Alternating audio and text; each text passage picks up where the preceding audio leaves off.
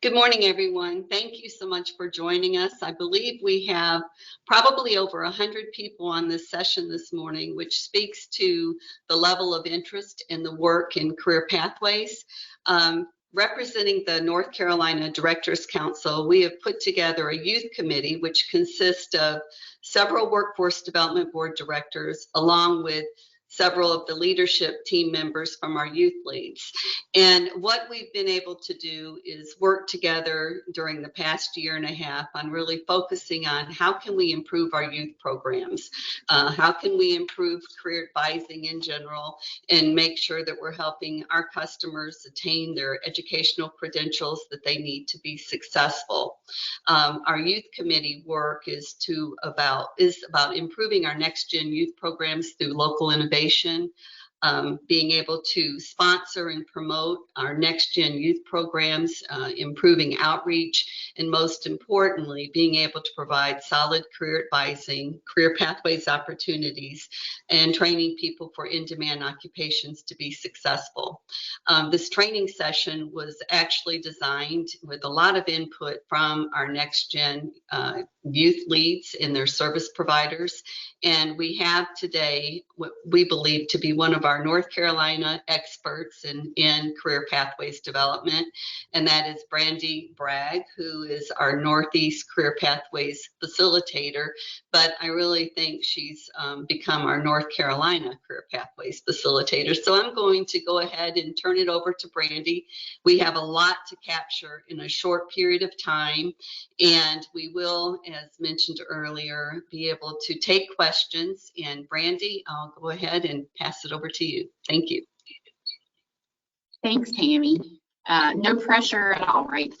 Good morning, everybody. It's great to have you here today and to talk about the thing that I love to talk about the most, which is career pathways. So let's start with a poll, though. I know you guys probably hate that when you're doing something and the first thing they want to do is see what you know, but let's see what you know. So Jonathan, would you mind setting up a poll, the first poll for us? All right, everyone, you should see on screen now poll number 1. Are you currently incorporating career pathways into your daily work? Please select one of the following answers: yes, no, or I have no idea. If you'll please cast your vote now. We're going to close the poll in 5, 4, 3, 2, and 1. All right, and I'm going to share those results, Brandi. So we have 79% of our audience answered yes. They are currently incorporating career pathways into their daily work. 13% said no, and 9% answered they have no idea. Perfect, thank you. So thank you, Tammy, for that great introduction. I wanted to just share with you guys quickly how I came to be somebody who's all about career pathways. So about 5 years ago, I answered an advertisement for a job that made absolutely no sense to me, but it sounded really interesting, and I had just completed grad school and done a lot of work on collaboration and what that looks like within a community. So it seemed really interesting, and I went to the interview, and I was just really still unsure. And to be honest with y'all, I was pretty unsure for about a good 18 months, just trying to wrap my head around what is this thing of career pathways. I was very lucky to have had a handoff from Rob Boyce, who was one of the original people who worked on career pathways when that work started here in North Carolina about 10 years ago. And he and Christy Harris with DPI had really done a ton of work to get this started. And the things that they worked on really went across the state. So in each of your areas, there were folks who were using some of the frameworks that they had set up for this. But one of the things that was really important to note was that we're doing this work every day. And so that was something that took me a while to kind of get a handle on. And when working with staff in career centers, a lot of times they didn't, at least initially, understand that they were doing this stuff every day as well. So I hope that it seems like a lot of you already get that you're incorporating career pathways into your daily work, and hopefully today will give you some more ideas around that. So today's focus is career pathways. Why do we have them? What are they? Who's doing it? How are they doing it? And where can you learn more? And we're going to answer all of that today. I will stop throughout the session to answer some questions for you guys. So go ahead at any point when you have questions and drop them in the box, and we'll get started with that. So let's begin with the why. Brandi, if I can interject and maybe just turn your webcam off, your audio's a little garbled. Maybe let's save some bandwidth. Thank you. Welcome. Okay. There we go. So the first why and why we are doing career pathways leads back to WIOA. And so WIOA was signed into law in 2014, and there's specific guidance in WIOA related to career pathways. So I'm not going to read this word for word to you, but I do think it's important to understand that what WIOA sees as a career pathway is that combination of rigorous and high quality education, training, and services that A, align with the skill needs of industries, B, prepare those individuals to be successful in any of a full range of secondary and post-secondary options. C, include that counseling to support the individual in achieving their career goals. D, that education is offered concurrently in the same context with those workforce preparation activities. E, organizing that training, the education, and all those services in order to meet those needs. F, enabling that individual to attain a secondary school diploma and at least one recognized post-secondary credential. And then finally, helping that individual enter or advance a specific occupation or occupational cluster. So all of that is written into this federal law WIOA that we use for so much of the work that we do. And it is a big why of why we do career pathways. Another big why is the Department of Commerce. When they talk about what it is that an NC Works Career Center does, they talk about using the same language as WIOA does around career pathways. They may not say career pathways anywhere, but look, they're talking about the assessment. They're talking about the access to training and education, helping people get prepared for jobs, whether it's resumes or interview skills. So it also comes through guidance at a state level as well. Continuing on to talk about state level guidance, I hope that you guys are all aware of My Future NC. And the whole goal behind My Future NC is to reach 2 million people with some sort of a post-secondary education credential after high school. And right now we do have quite a shortfall. And to be honest with you guys, we don't even know the effect of what COVID has had on that yet, because they're still trying to collect that data over time. So we may be even a little further back than what we had anticipated to be at this point. But this is another state level organization who is talking about the importance of all of these things that include career pathways. And next gen, even in your own programs, you talk about some of the same things that, again, you're not necessarily using the words career pathways, but it's all talking about the same information, helping people get to where they need to get to in order to be successful, to find a career, and do the things that they need to do in life. We want to help people find work that they have interest in that can sustain their families in the local area where they live. We want people to stay in our communities and not look for opportunities in other places. And Career Pathways is a way and gives us sort of a framework for how to do that. So why bring all of these people together to build pathways for youth and adults into specific careers? I want to show you guys this great video by Kevin Fleming that provides a lot of information about how our society has viewed education and careers and how we need to change that mindset. Success in the new economy helps audiences understand how to ultimately secure a competitive advantage in the new economy. Jonathan, will you cue the video?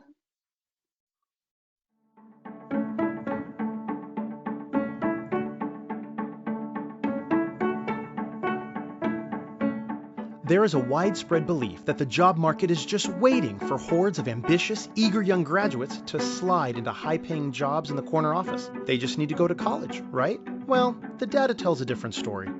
Charts like this imply a correlation between higher income and additional education, showing on average that a person with a university degree earns far more money than the average person without a high school diploma. This reliance on averages and perceived higher earnings for having a four-year degree has fueled a college-for-all philosophy, causing educators and parents to encourage going to the university, any university, to major in anything in pursuit of social mobility and financial prosperity. This belief has increased college and university enrollment to an all-time high, resulting in 66% of high school graduates in this country enrolling in higher education right after high school. That's 2 out of 3. The problem isn't that we need more students to attend college. The problem is too many students who enter are not completing. For most college students, it takes too long and they simply lose interest. Others are juggling too much, or they discovered they picked the wrong major or attended the wrong institution for them. Since most students are told a university degree guarantees a higher salary, many delay their career planning until after college graduation, resulting in 62% of students reporting they feel disengaged because they don't see the connection between their coursework and their future career. And so today, only a quarter of those that initially enroll will finish a bachelor's degree. You see, our educational system is very well intentioned, but incredibly misaligned. The pendulum has swung too far towards college preparation at any cost and away from skill attainment. We even encourage a college-going culture as early as elementary school, with university pennants decorating second-grade classrooms, and we spend an exorbitant amount of time in high school getting into college. Education is core to our economy, but in order to guide our educational systems and maximize future income, we must understand this misalignment between education and our workforce. At some point in recent history, we have transitioned from asking the more important question of what knowledge and skills do you need to be employable and to contribute to your community, to now simply asking, where are you going to college? When in reality, not every degree is direct preparation for employment. With rising education costs, a shrinking job market, and the oversaturation of some academic majors in the workforce, graduates take positions that do not require the education they have received, and often with debt they cannot afford. In fact, this misalignment between degrees and job skills causes half of university graduates to be underemployed in what are called gray-collar jobs, and 33% of college graduates are still underemployed well into their 30s. We know that success in today's world depends on aligning a student's academics with both their skills and available job opportunities. Yet there is growing evidence of a skills gap in which many Americans are not receiving the essential skills that are needed. Recently, a survey was conducted to find out if the skills found within the local workforce match the skills that employers need in the new economy. We found that employers experience difficulty finding applicants with strong technical skills, as well as problem-solving skills, applied math skills, and basic technical training. Unlike 3 generations ago, having hands-on skills and perfecting what you're good at can be more valuable in today's economy than getting a degree in something simply to get one. In fact, when hiring, business leaders say a candidate's knowledge and applied skills in a specific field are more important factors than where the candidate went to school or their college major. The economy and the world have dramatically changed. In 1960, when taking into account all jobs in the American economy, 20% required a 4-year degree or higher, 20% were technical jobs requiring skilled training, and 60% were classified as unskilled. But what's the right percentage to meet the labor market demand for tomorrow? Georgetown University predicts only 33% of all jobs will require a 4-year degree or more in the future, while the overwhelming majority will be highly skilled jobs requiring professional and technical training at the credential or associate's degree level. The true ratio of jobs in our economy is 1 to 7. For every occupation that requires a master's degree or more, approximately 2 professional jobs require a university degree, and there are over half a dozen jobs requiring a 1-year certificate or 2-year degree. And each of these technicians are in very high-skilled areas that are in great demand. So while most jobs in the future will require some education and training beyond high school, the majority of occupations will not require a bachelor's degree or more. It was the same in 1960, the same in 2000, and will be the same in 2040. Very well intentioned, the recent college for all rhetoric is often misinterpreted as university for all. This message needs to be significantly broadened to a post-high school credential for all. Students at various educational levels have left school without essential skills, setting up our children for failure, costing them and taxpayers millions, all while the labor market is desperate for highly trained, skilled technicians. One of the essential purposes of education should be to help students develop the knowledge and skills needed to search for and obtain work that they find satisfying. Fortunately, today's students no longer need to decide between higher education or career preparation. It's possible and increasingly necessary to achieve both. So how do you position yourself for satisfying in-demand jobs? Let's say you were considering a career as either an electrician or a business manager. You would find that the average annual income for electricians is $53,000, only about half of the $99,000 average wage for management occupations. So at first glance, it looks as if getting a bachelor's degree in business is a no-brainer. But adding skills and ability into the picture adds a whole new dynamic. What if you have the potential to become an excellent electrician, but lack the skills and ability to be an excellent manager? Then you should be looking at projected incomes towards the bottom of the pay scale for managers and towards the top for electricians. You would then discover that electricians near the top of the pay scale make around $90,000, far higher than the income of a manager near the bottom of the pay scale at $44,000. Now, this is just one example, but the concept is true throughout all industries. The claim that you will make more money with an increased amount of education is not necessarily inaccurate, it's just incomplete.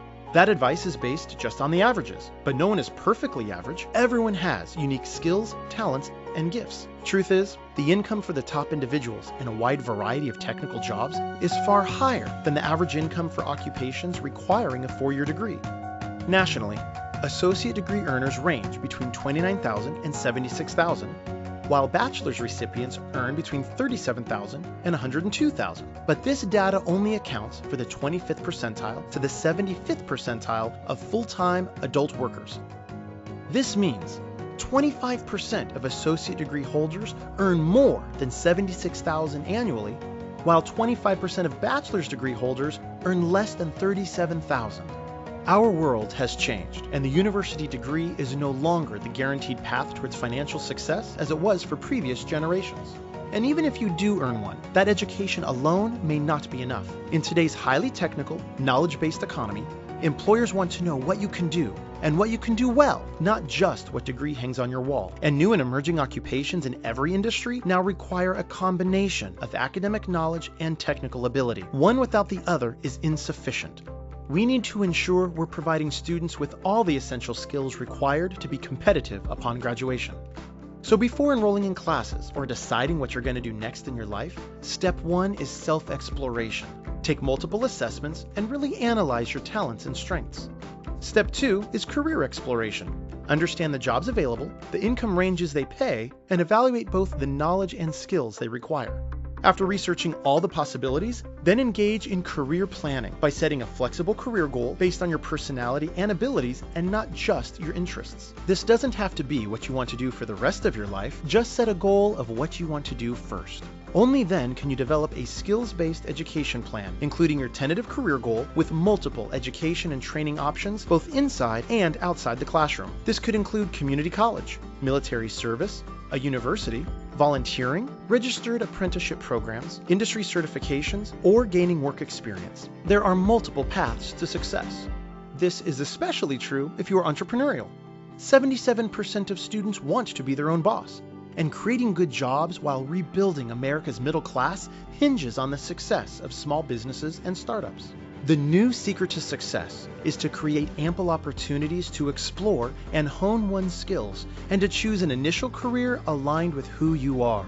This alignment will help ensure one's position at the top of each pay scale. For the sake of our students, our families, and our country, we can't afford to get this wrong any longer. The time has come to redefine the goal for our students. Is the goal simply graduation or degree attainment? Or is the ultimate goal a relevant education to secure a well-paying career where they are both fulfilled and competitive in today's fierce job market? To ultimately secure a competitive advantage in the new economy, all students need a rigorous general education combined with applied technical skills, industry-recognized certifications, and specific preparation for employment.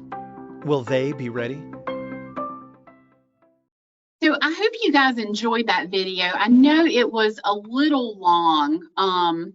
But the reason I show that is it really speaks to that mindset behind the why we need career pathways. And I show that video to students that I work with. I show it to adults and staff members and community members, because it really hits on a lot of really good information. But one of the things that I noticed, and of course I was in high school a long time ago, but there was not a lot of talk about anything that you could do other than going straight to work or going to university. And that mindset really stuck with a lot of parents. And, I have a kid myself in college now. And if I hadn't learned about all of these different ways to get into a career path, I might have pushed him into a university setting as well, where having understood this, then you know that there are all these other options out there. So that is a big part of the why we do career pathways. But to take it back to the beginning of it, why are we focusing on this work nationally, statewide, and even regionally? And it all goes back to a report, the Pathways to Prosperity project done by Harvard in 2011. What Pathways to Prosperity told us was that the skills gap is going to have a big impact on the economic future of the United States. It exposed inadequate preparation of students for jobs in the high demand sectors.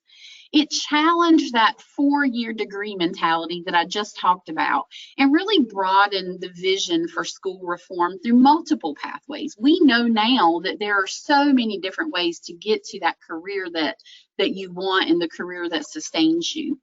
And so this report also led to ensuring that more young people complete high school, get that post-secondary credential that has labor market value, and enter a career path with the prospect for future education.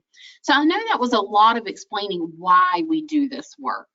I don't see any questions, so I'm going to go ahead and move on to the what. What is career pathways? Because you know why we do it, so now what the heck is it? So you saw the definition from WIOA earlier. Well, when I first started this work, like I said, guys, I was trying to wrap my head around what is this career pathways that I'm supposed to be facilitating.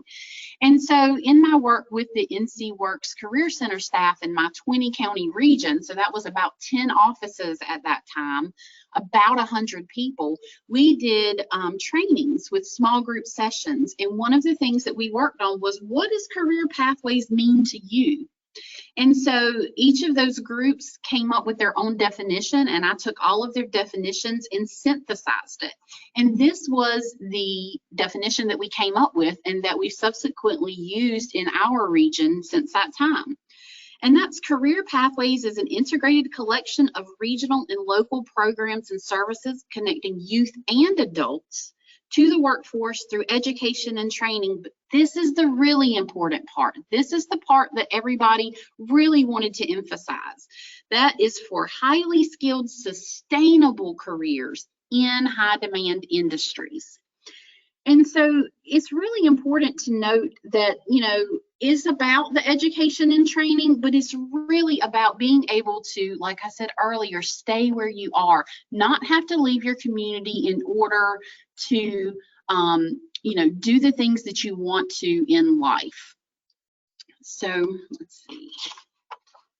So what are the partners in career pathways getting out of this work? So there are lots of partners in the work of career pathways, but the main stakeholders include the K through 12 schools, the community colleges, workforce professionals like NC Works and NextGen staff, and of course business and industry. We have brought in community partners as well, but these are the main stakeholders.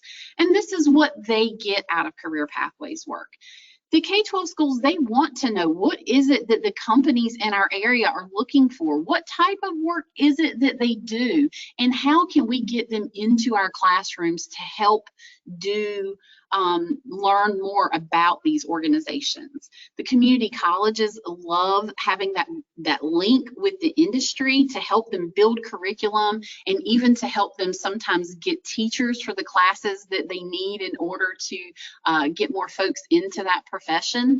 They like the partnerships with the industry, especially when it comes to work-based learning. If we think about things like work experience and on-the-job training and apprenticeships, having those connections already built is super helpful for our community colleges. For workforce professionals like yourself, just having this framework, a way to think about the work that you're doing, that's really important. And then having that opportunity to help clients train for those careers, to help people find what it is that they're looking for in their communities with the supports that they need to get there. And then finally, for business and industry, they like having that link to the community, to the school systems, to the community colleges, to the workforce professionals. They're able to talk to people directly and say, this is how our industry is changing, because y'all, it's changing all the time. So they're able to have those connections where they can really talk about what is the community college offering, what are the high schools offering, and how can workforce folks help get job seekers and students better prepared for the jobs that we have in the area. So that's what they are getting out of this work. But we're all getting something out of this work. So what is the impact of this work? It's really important to understand that.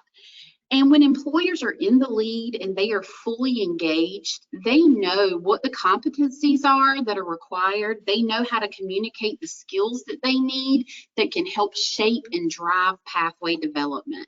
So they know that they'll have the right talent at the right time coming through that pipeline. With meaningful and continuous engagement between educators and industry, the school systems and educational institutions are better informed and they better understand market demand, which helps them to more effectively prepare individuals for the current and future needs of that industry. For people themselves, individuals or enrollees can see a clear career path and know what skills they need and where to go to get the training they need for those jobs and the supports that they need to get to that training. And then finally, because of all of this, the region will have an efficient and effective workforce development system that's aligned with labor market demand. So this work is not about any specific industry or any specific educators or workforce. It's really about our region as a whole, because as more people are able to take advantage of the jobs that we have available and are able to get into those, it's only going to help our region become more sustainable and more economic, increase our economic development. So I've shared our local definition, the benefits to stakeholders and the benefits to our community, the what that we get out of it. But this next video really shows what a career pathway is by detailing the healthcare pathway for Northeastern North Carolina. I'm going to do a shout out to Duna Long with Turning Point Workforce Board, who created this video and so many other explainer videos. While some of these videos might have details that are very specific to Northeastern North Carolina, there are probably also some videos that you're able to use or even use as launching pads for your own ideas. So if you guys notice in the handout section, there's a handout in there that has all kinds of resources that we'll talk about today and links to those. So including a link to Turning Point's YouTube channel. Well, so Jonathan, if you don't mind, if you'll show that second video and you guys can see what our healthcare pathway looks like here in Northeastern North Carolina. Healthcare careers are growing in Northeastern North Carolina. We have studied the data in Northeastern North Carolina's 20 counties, and based on that data, there are 4 career pathways in high growth: advanced manufacturing, agri-science biotechnology, business support services, and healthcare. Let's explore the healthcare career pathway. As we go through the video, Redefine will provide overviews of jobs in this pathway. When we hear healthcare, we often think nurse and doctor, and those are high demand, high paying careers. But what if you aren't interested in being a doctor or a nurse? There are plenty of other options. Have you considered a career as a respiratory therapist, MRI tech, surgical assistant, nuclear medicine tech, all of which fall under the therapeutic and diagnostic track. Or what if you don't want to work closely with patients? There are jobs as medical lab technicians and other jobs in research, which falls under the biotechnology research track. And under the third track, medical office administration, you could mainly work on the administrative paperwork side of things. There are so many careers in the healthcare field that pay a livable wage. Let's look at some.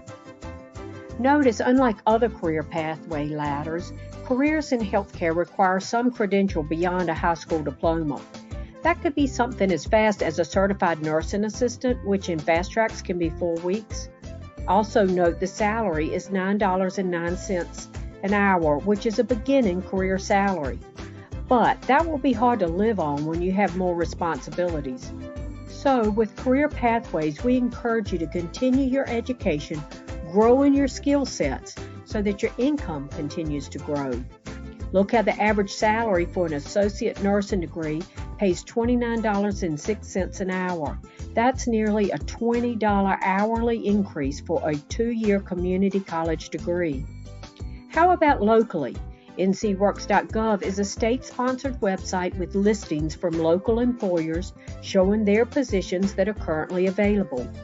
This is a short list of nursing positions on NCWorks in Greenville. To learn more about a position, click on the blue job title. Each organization chooses what they will post on NCWorks, so information varies greatly. Here is a certified nursing position on NCWorks. Now look at the respiratory therapist position on NCWorks. Click on the blue job title to learn more about this position. Remember, our NCWorks Career Centers provide all of the following services.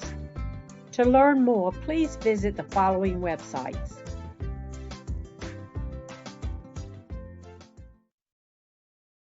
Thank you, Jonathan. All right, so I did want to point out that with that video, if you notice, one of the things we try to point out, particularly with our healthcare pathway, is all of the different options. So a lot of times when people think about healthcare, they think about doctors and nurses. But Duna did a really good job of pulling out some of those other roles in healthcare that you can make good money. It doesn't take a lot of time to get to, but really to show people that there are a lot of options there. So I want to do another poll real quick. Jonathan, if you will pull up that next poll for us and see what you guys have going on. Perfect. On screen right now is poll number 2. Does your area have a healthcare pathway certified or endorsed by the NCWorks Commission? Please select one of the following answers: yes, no, or I have no idea. Cast your votes now. We're going to go ahead and close the poll in 5, 4, 3, 2, and 1.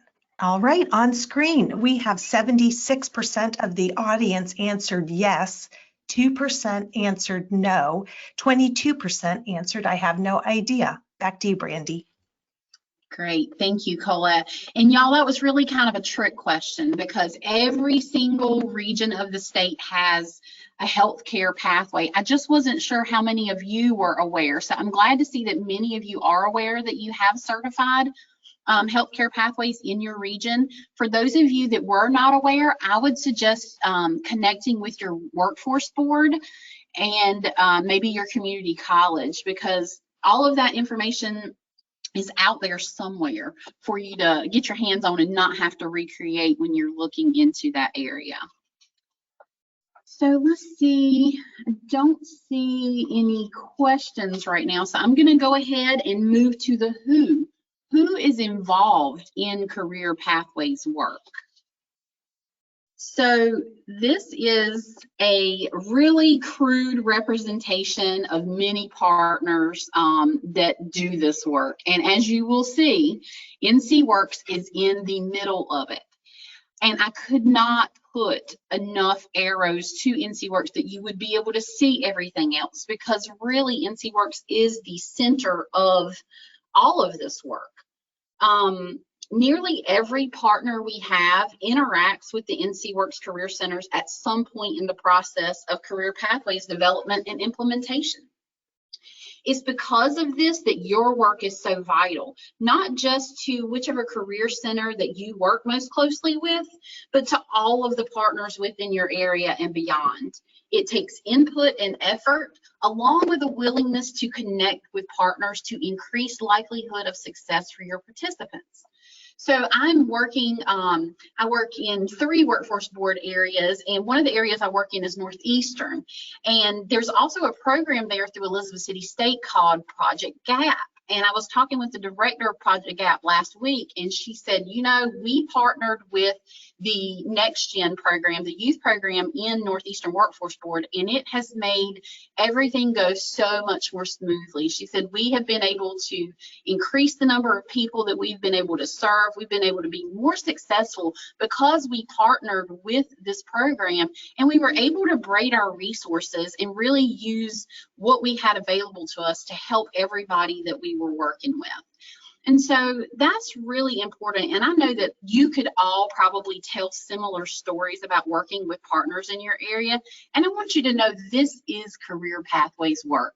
This is exactly what it's about, along with all of those other things that we talked about. But that alignment of really being able to work with your partners, you are the who is already doing at least part of this work, whether you recognize that or not. And I was happy to see that a lot of you recognize that you are already doing this work. Hopefully you will see many more examples as we continue to go through this. And I just mentioned that there are healthcare pathways in each of the regions across the state. Healthcare and advanced manufacturing were pathways that were certified by each of the 8 regions of the state. And then different regions also had other pathways. I know Eastern Carolina has an aviation pathway. Here in the Northeast, we have agri-science and biotechnology, and we have business support services. Others have IT and finance. So it really just depends on what makes sense in that region. And it's not just in the Northeast that we've been doing this work, right? We've been doing it across the state. But as I mentioned before, we've been doing this here in the Northeast for a really long time. In fact, this summer will be 10 years since this group initially formed. And it really started with 4 counties. And it was through DPI, the Department of Public Instruction, and it was like a small grant just to begin this work. And it's really grown leaps and bounds over time. At last count, there were 35 certified pathways. The NC Works Commission has continued to endorse pathways since then. So I think we're probably closer to 40 at this point. And they are, there's also a link in that resource guide to the Career Pathways Impact Report from 2019. And that gives a lot more information about who some of those local players are or were in your area, if you want to look through that and see who you could reach out to see who else is involved in this work where you are. All right, so let's see. Now that you know the why, the what, and the who, I bet you're wondering how you can incorporate more career pathways into your work beyond building those connections. As I mentioned earlier, guidance is key in career pathways work. Our partnership uses a 5-step career development cycle, and some of the partners we've worked have worked together to create lesson plans that can be used by educators and non-educators alike, with individuals or with groups, to help students and adults through the career development process. So this is the model that we use, and it took us a little while to come to this conclusion, but there were several reasons why we picked this specific model. One is it's cyclical. So many years ago, people got into a career. They anticipated being in that career for 30 years before they retired. But we know that the world is a very different place now. Even before COVID, people were staying in jobs on average 3 to 5 years. So it's important to go through this process each time you are leveling up yourself with your career. We also really liked this model because it included performing. A lot of times we don't think about, once people get the job, how do they keep the job? And churn can be a really big problem. We see employers tell us time and again that employability skills are an issue for them when hiring. So making sure people have those skills that they need to maintain those jobs is really just as important as helping them get to the point of getting that job. So I want to share some resources with you guys today to help you utilize this cycle, and you will find links to the stuff I'm going to talk about in that handout that I mentioned before. So let's start with assessing self. So just like it says, assessing self is all about figuring out who you are, what it is you like to do, what are your skills and interests, all of that fun stuff. So Redefine is something that we have available in our area. It's available in our 20-county region, and it's available to any of our partners. I'm going to put a link in the box for you guys to play with it if you've never had the opportunity to try out Redefine. It is a 90-second personality and career assessment tool, and it's really kind of fun and very scarily accurate. We use this a lot of time at events or if we go into classrooms, but we really use it with all job seekers in many of the career centers in this area. So assessment is really important, understanding who you are, what you like to do, and Redefine costs money. So if it's not offered in your region, it's something that you can talk to some of the players in your region about affording. In the Northeast, the 3 workforce boards pitch in the most of the money for this each year, but many of our CTE departments also pitch in money because they're using it in their classrooms as well. But there are some free alternatives, right? So you don't have to have the paid part. If you guys are not familiar with nccareers.org, please familiarize yourself with it. There is so much good information there. And there's a great interest profiler there. They've got a short version of it and a longer version of it. My Next Move is very similar, also has those different things that you can do, work value sorters, those types of things. So you can look not just at what your interest is, but maybe what your work values are, and think about how important that is to the type of career that folks are looking for. And also transferable skills. And I think this is something people forget about a lot.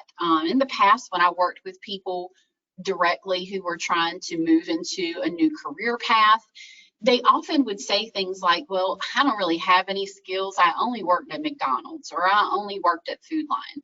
Well, y'all, those are, as you know, tough jobs, and you learn a lot of skills, particularly around customer service, time management, those types of things.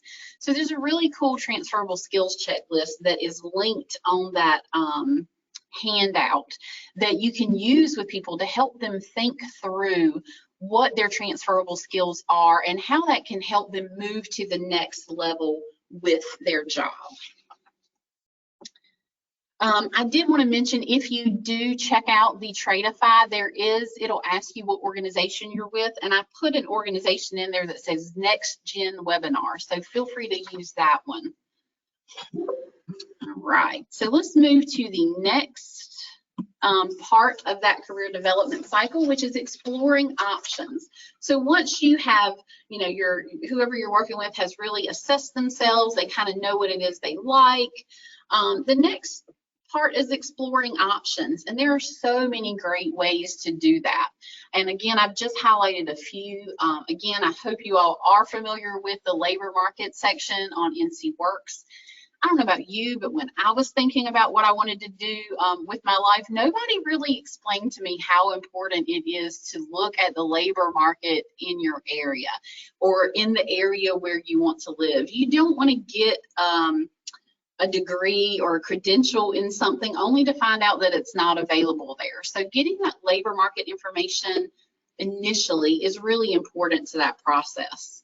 Again, I push you back to NC Careers. They've got some really cool stuff in there. You can look at the different careers and see what's required, and it really kind of help people think it through. One of the things that's always been kind of funny to me, especially when I'm working with youth in high schools, is when you start talking about different types of jobs and you're like, oh, well, do you mind wearing a uniform every day? Or if it's like somewhere with cold storage, do you mind working in cold all day? And a lot of times people just don't think about the environment or don't think about the dress code. And so there's a lot of good information on NC Careers and on ONET that can really help folks think through, does this make sense for me? Do all parts of this career make sense for me? Before they move forward into spending time and money on learning that work. And so again, if you're not familiar with ONET, please familiarize yourself with it. There's so much good information in there. And then once you have assessed yourself and you've explored some options, then that's where developing skills come in. And so there's often a gap between the skills that we have and the skills that we need in order to be successful or even be considered in a job. So Goodwill, and I don't know, you guys, what I knew about Goodwill before I was in this role was that they had great thrift stores, right? But they also have a free website that you can go to. You can take a class on Word, you can take a class on Excel. There's even little courses on interview skills and those types of things. So I would highly suggest checking that out. It could be something that you would want to use with the folks that you're working with to get them skilled up if they're not going to one of the community colleges for that purpose. And I also want to highlight guidance and direction for job seekers, which we lovingly call GADGE, and that is that career development lesson plans that I mentioned earlier. There's also a link to that on the resource document, and there are 25 different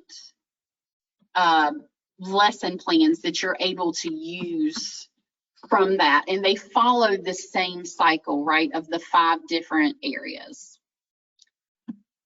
So moving on, marketing self, this is a lot of times where we really think about putting the work in, right, helping people with their resume and helping them with interview skills, but you really need all of that stuff beforehand to get them to this point so that they can be successful when they are out there marketing themselves.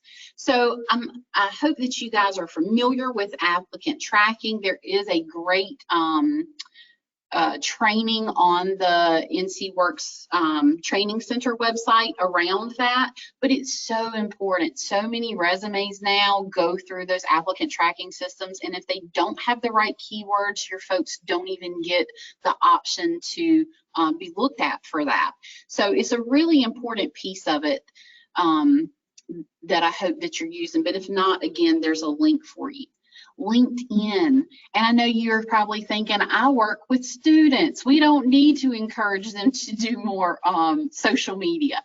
But I say, and I got this from Martin Brosman, who is a social media guy here in North Carolina, who's excellent if you ever get a chance to sit in on one of his classes, but he makes a really good point in that LinkedIn is a great opportunity for students to show their professional side. And if you start them early, they're not going to have a whole lot to put up there, but it really gives them a place to show off the work that they've done, the accomplishments that they've made, and it's a way to kind of keep up with that rolling resume as they're going through life and to build those connections. So it may not work for every person that you're working with, but you'll know who are the ones who would benefit most from this. I will say, note of caution, to make sure that you remind them that LinkedIn is a professional website, so it's not, not like a Snapchat or a Facebook or a TikTok. You have to be more professional with it to really kind of show yourself in the best light to people who might be able to help you get to that next step. And then finally, the STAR method for interviewing. This, I think, is really so powerful when you're interviewing, and it's talking about the situation, the task, the action, and the results. And again, there is a link in that handout, but it's just a really easy method to teach people for how to answer those questions. We all get flustered in interviews. So this is a great way to help them kind of think through that so that they are better able to market themselves. And then finally, performing. The GADGE lesson plan book, like I mentioned, is broken up into these same categories. And so there's lesson plans that are included in that around financial literacy.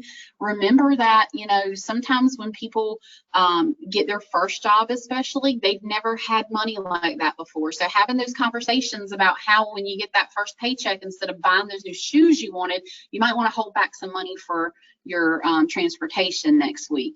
And so there's some really good resources around that as well.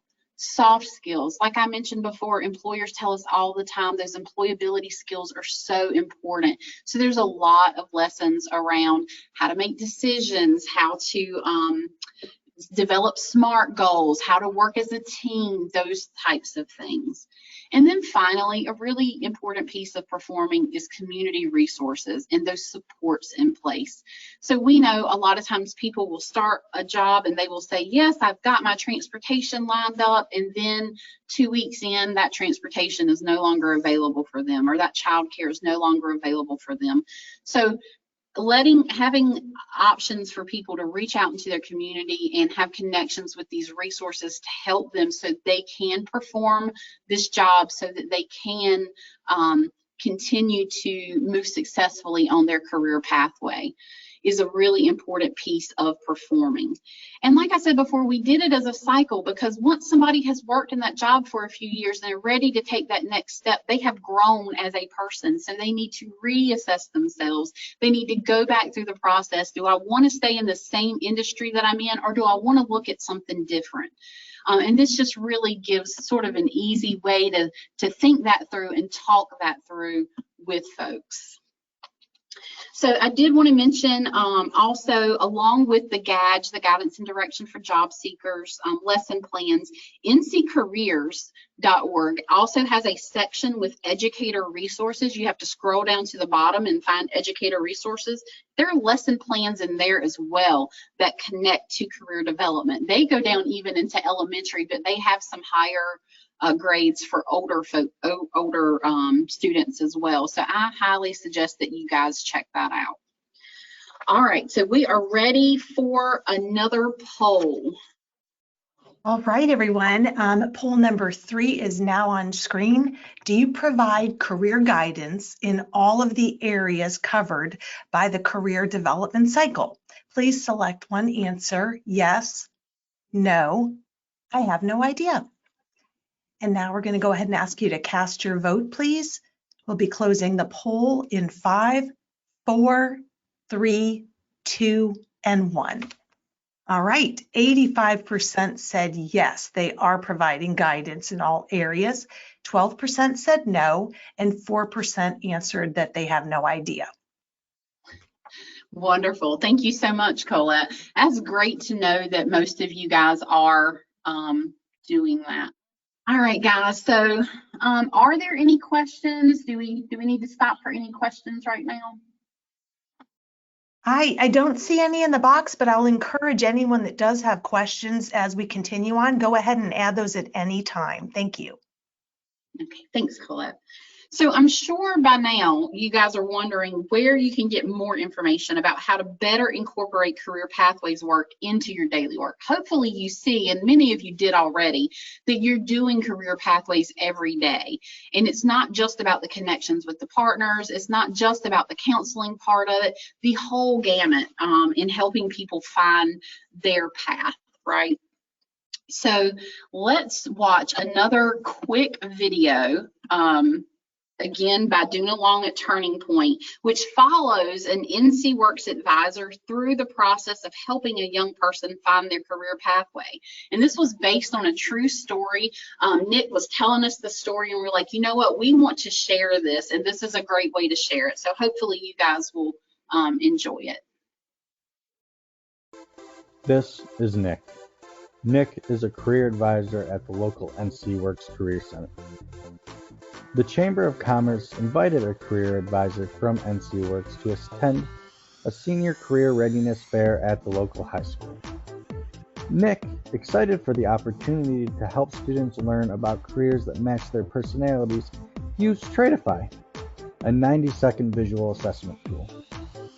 Results helped Nick start a conversation about a student's future plans. This student didn't have any plans for his future. Nick asked him about pursuing a post-secondary credential at the local community college, but the student didn't think the college was for him. After reviewing Redefine results with Nick, the student realized that he enjoys art class, so he might be interested in graphic design. Nick continues working with the student after the career fair, helping him land a job at the local grocery store while pursuing training at the local community college in graphic design. When the student finishes his training at the community college, he can choose to go directly to work in the field or continue his education. This is an excellent example of how someone might get into a career pathway, but this isn't the only way to do it. Wherever the path begins, using connections, like the Chamber of Commerce, to learn about options like the high school career fair, for connecting students and job seekers with job opportunities and career planning is important to being successful.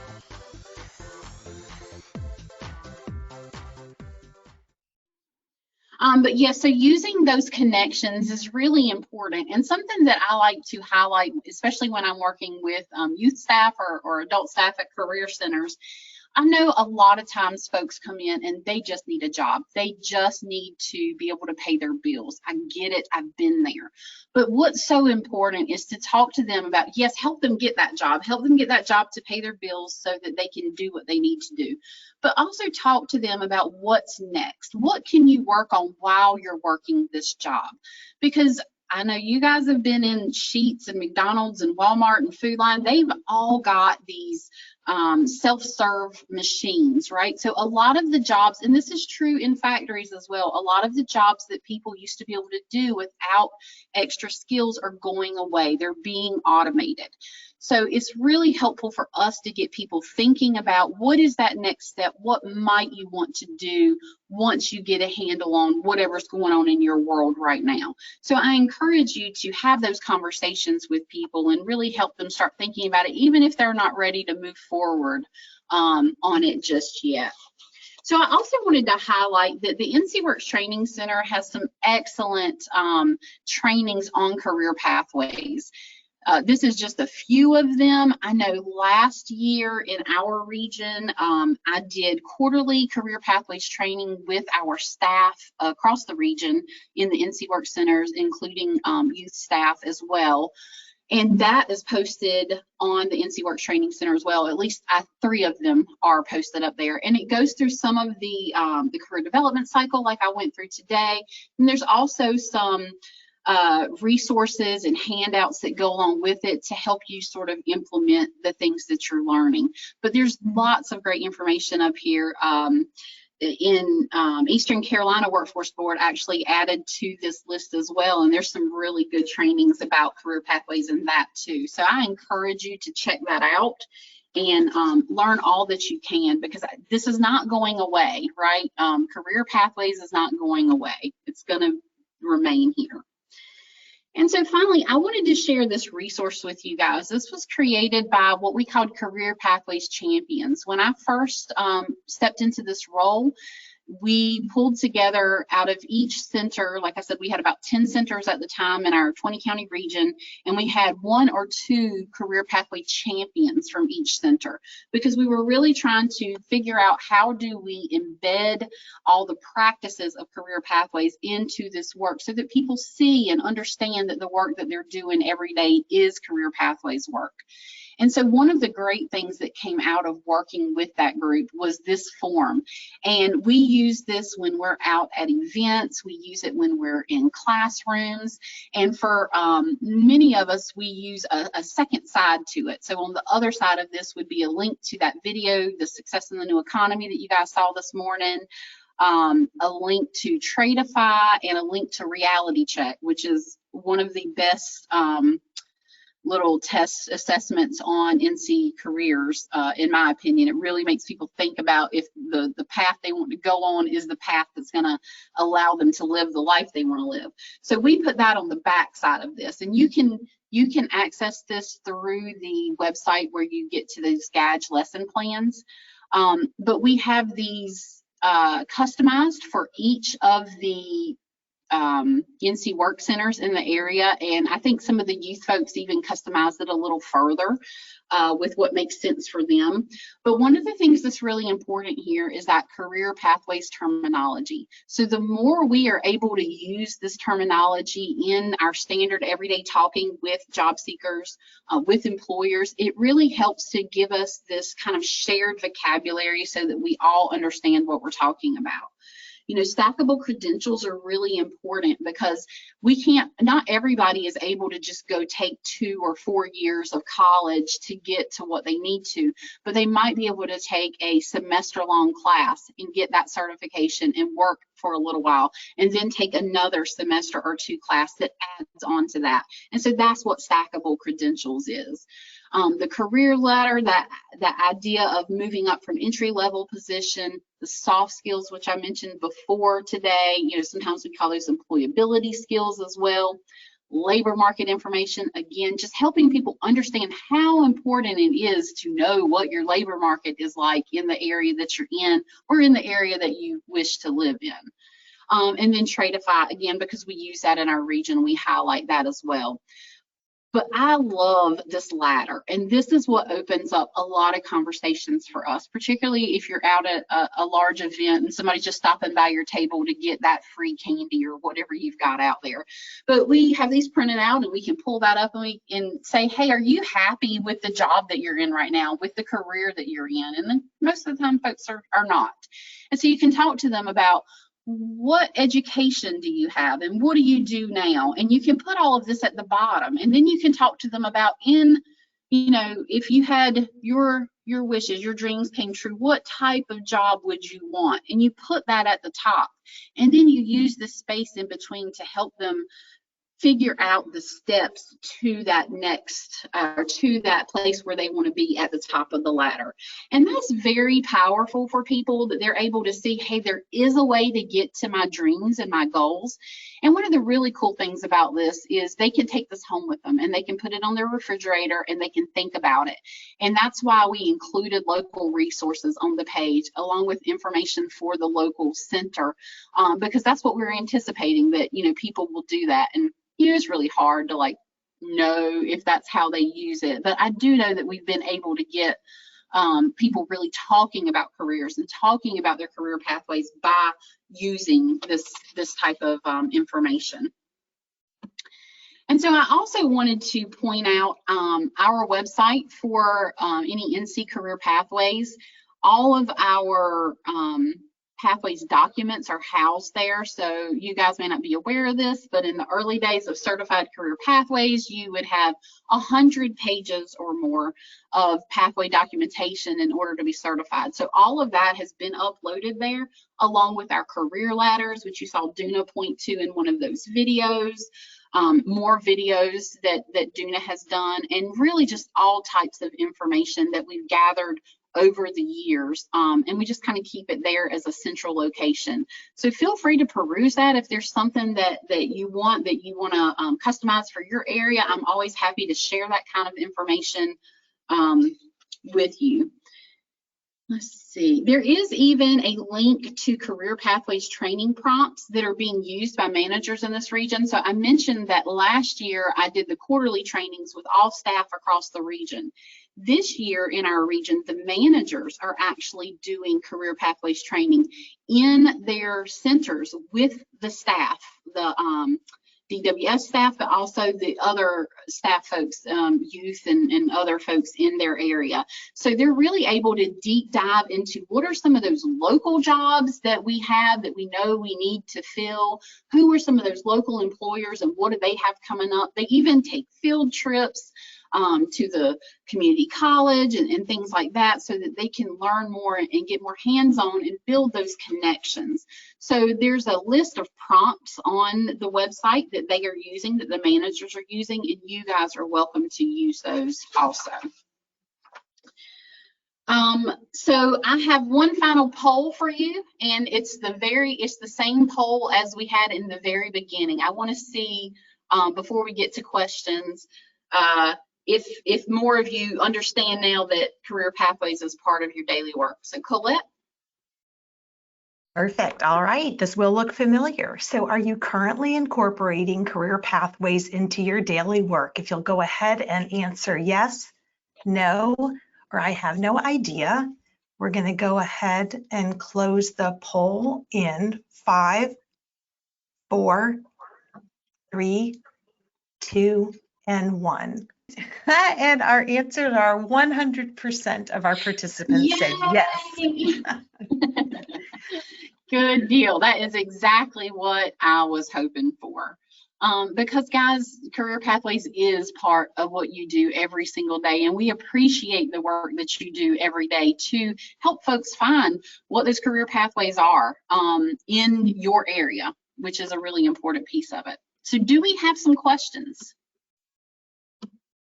All right, I'm going to go ahead. We have one, but I'll encourage if anyone else has a question, go ahead and type it in now. I know it sometimes takes a few moments to do that, but we did get one about there used to be an NC Career Pathways page, and will this be available or something similar in the future?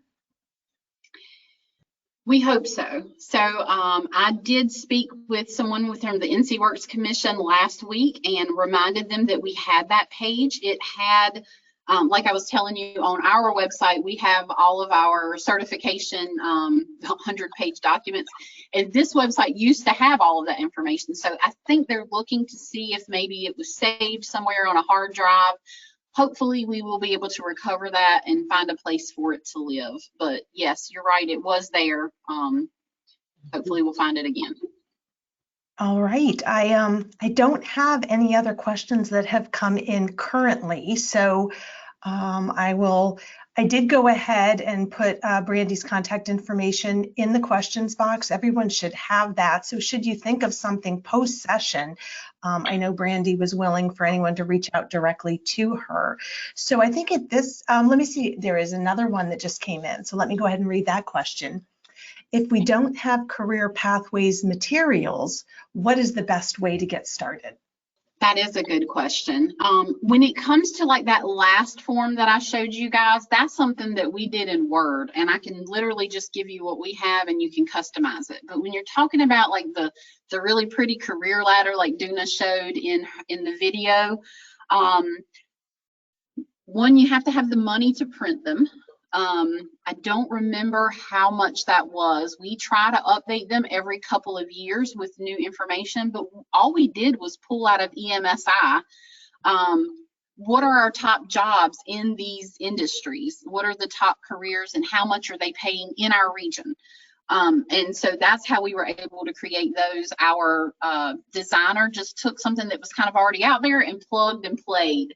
And then we share it with all of our CTE folks, our community college folks. So that's where I would start, is pulling the data and then, you know, finding the money, or even working with your local community college graphic design department. And a lot of times their printing is cheaper than, you know, through someone else. But that would be my suggestion. Tammy?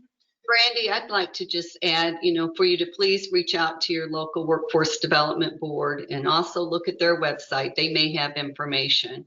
For example, in our region, we have 5 certified career pathways. We do have materials to promote those pathways. We've created a career pathways training options guide. So that kind of information is available. But one that I would definitely encourage you to use is take advantage of the resources on the nccareers.org. It's a great place to get started. And then, as Brandi mentioned, looking at your local labor market information on, you know, those career options and those career pathways that are in high skill, high demand jobs locally, and really promoting that work. Each individual's path is different. We definitely encourage that, but we also, as regions, you know, want to highlight those areas where we see high growth, you know, high wage, high skill level type positions, such as the healthcare, health science, advanced manufacturing, transportation, distribution, you know, construction, skilled trade, information and technology, and the list goes on. So definitely reach out. And what's interesting is we talked earlier and prior to this, but Career Pathways is about all of our work. So I was glad to see the 100% toward the end, because that's exactly what we're trying to do, is help prepare individuals for career pathways of their choice so that they can be successful. Yeah, absolutely.